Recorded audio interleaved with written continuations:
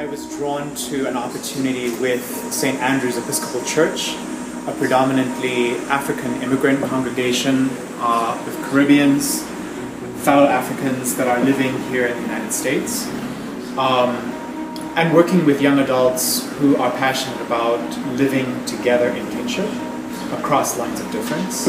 I think because of all of the aspects of my lived reality of otherness in race, in gender and sexuality, in my immigrant status, there are aspects that I think only the Episcopal Church really recognized and embraced, and really allowed me to be who I was and be that well.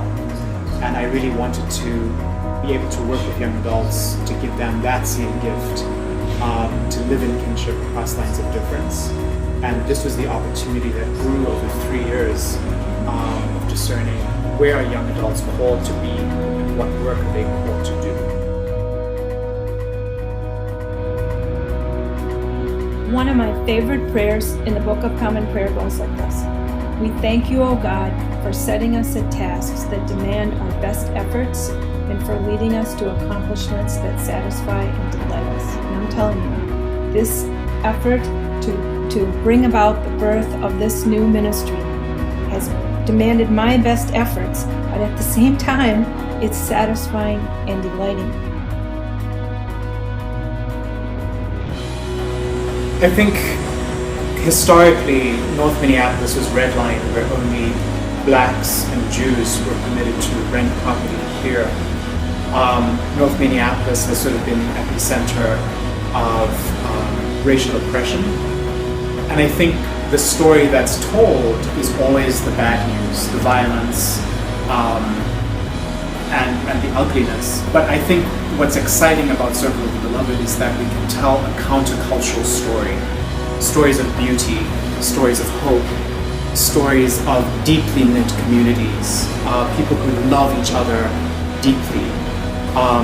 And I think the more we can tell those countercultural stories from Minneapolis,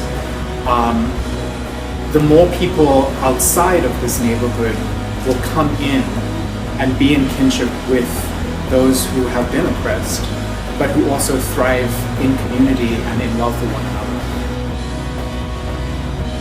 About 6 months before we came here, we developed our logo for Circle of the Beloved, the black hand and the white hand embracing each other in kinship.